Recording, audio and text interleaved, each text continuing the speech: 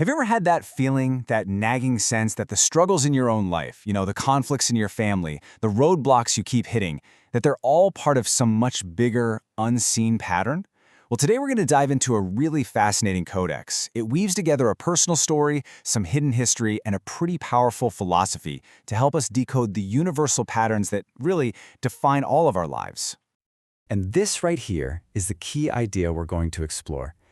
It's suggesting that the answers we're all looking for, they're not just out there somewhere. Nope, they're actually buried deep inside our own family histories, just waiting for us to uncover them. It really sets up this mystery, connecting our most personal, intimate experiences to the grand sweep of history itself.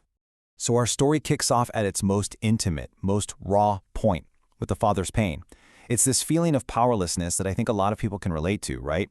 Where the very systems that are supposed to provide order and justice, they end up creating this deep sense of betrayal instead. Wow. I mean, this quote just gets right to the heart of it, doesn't it? You can feel the anguish, the frustration pouring out of those words. This is a dad who's watching his daughter's entire well-being being decided by other people, and he feels completely, utterly shut out of the whole process. And this is where the injustice just becomes so clear. It's this stark contradiction. On one hand, you have the system demanding he fulfills all the obligations of a father. Bam, you're on child support, just based on a signature. But then on the other hand, it completely strips him of his rights. He has zero say in a major medical decision for his daughter. A decision, by the way, that he has direct, painful, personal experience with from his own childhood. It's a real paradox, and it's a gut-wrenching one. Now, you might be thinking, this is one man's tragic story. But what if it's not an isolated event?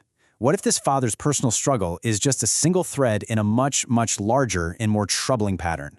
One that operates silently in our society, a pattern of silencing the people who are most vulnerable. And that brings us to this idea of the hidden division. It's a way of reframing these personal struggles. It suggests they're not just random bad luck, but symptoms of a larger systemic force. It's this idea that there's something actively working to hide the truth, to create conflict, not just on a grand historical scale, but right inside the privacy of our own homes. So to really get how this hidden division works out in the world, let's look at a tragic example. The absolutely heartbreaking case of Precious Doe, a 3-year-old girl whose own identity was a mystery for years. Her story is the stark reminder of how certain victims can just become invisible. It forces us to ask a really uncomfortable question. Which lives do we, as a society, actually choose to value and remember? And then there's the case of Angie Hausman, which adds another chilling layer to all this. The way she was left, her cause of death being exposure, it suggests a killer who wanted this disturbing level of detachment from the act itself. This impulse to wash his hands of it. It's just a horrifying example of the kind of detachment that this hidden division encourages, allowing violence to happen while the rest of the world kind of looks away. But in Angie Hausman's case, a crucial clue was found: gaffer's tape. Now, this isn't your average, everyday duct tape. It's specialized. It's used mainly in theater, in music production, in film, the world of artists and creators. This tiny little detail suggests something really unsettling, that the darkness isn't always in some far-off, distant place. Sometimes it's hiding in plain sight, inside the very worlds that are supposed to bring us light and creativity. Okay, so let's pull back, let's widen our lens even further to a global scale. Because here, we're going to see this epic clash between two fundamentally different ways of shaping our world. Systems that are built on control and exploitation versus systems that are designed for empowerment and collaboration. This timeline shows a system built on pure, brutal control. When the demand for rubber exploded in the late 19th century, it led to something called robber colonialism. In places like the Congo Free State, human beings were treated as nothing more than a resource to be squeezed for a commodity. It led to horrific violence and a massive loss of life. It is the textbook example of a system designed for pure extraction, not for human flourishing. And these numbers, well, they tell the whole story. Just look at the column for the Congo Free State. After a bit of a peak, it just falls off a cliff. Now look at Thailand, which developed its industry much later, without that brutal colonial model. The numbers don't lie. They show you right there in black and white the ultimate failure of a system built on coercion and the rise of a whole different economic reality. But get this, at the very same time in history, a completely different vision was being born. Douglas Engelbart wasn't trying to control people, he was trying to empower them. His whole goal was to augment human intellect. That famous Mother of All Demos in 1968, it wasn't just some tech showcase, it was the birth of a philosophy where technology serves us, helping us work together to solve our biggest problems. A true system of empowerment. Okay, so we've seen the personal pain, the hidden patterns, these global systems of control. The big question is, what on earth do we do about it? Well, this section introduces a really powerful philosophy for taking back control, and it focuses on one single, absolutely crucial thing: personal agency. This gives us a practical roadmap for that journey. Think of it like a story in 3 acts, your story.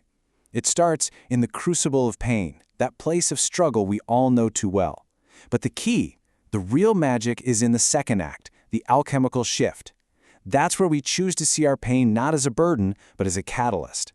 And that's what allows us to emerge in the 3rd act as a wounded healer, using our own hard-won experience to connect with and help other people.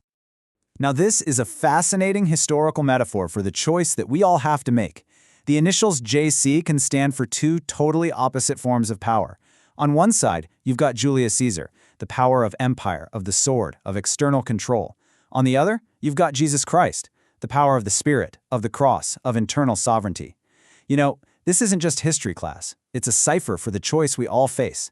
Do we focus on ruling our external world or on mastering our internal one? And that choice, that entire journey, it all boils down to this single, powerful declaration. This is the essence of what's called the sovereign override. It's that moment you stop letting the system or your past or other people define your story, and you pick up the pen for yourself. All right, in this final section, we're going to bring everything full circle. We're going to connect all those grand historical and philosophical patterns right back to where we started, with you, the individual, and the hidden truths just waiting to be found in your own family tree. Spiritual archaeology. That's the term for this practice, and I love it.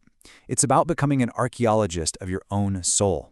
It means you are actively digging through the artifacts of your own lineage, the stories, the names, the old documents, to find the patterns and uncover exactly where you fit into the larger human story. And this right here shows you exactly what you can find when you start digging. These names, discovered in a cemetery, they're not just names. They are symbols. They're a codex of this family's journey. Outwater, suggesting they overcame trauma. Vera, which literally means truth in Latin. Temple, affirming that our inner journey is sacred. And Freeman, spelled 2 different ways, pointing to 2 different histories of freedom. It shows that our own lineage contains these profound, universal ciphers. It's incredible. So we end with this question, which really it just summarizes everything we've talked about. After seeing the hidden patterns, the systems of control, and the massive potential for a sovereign override, it all comes down to this one thing. Your life is an unfolding narrative. It's a story. So the ultimate question is, are you letting someone else write it, or are you finally claiming the authority to write it yourself?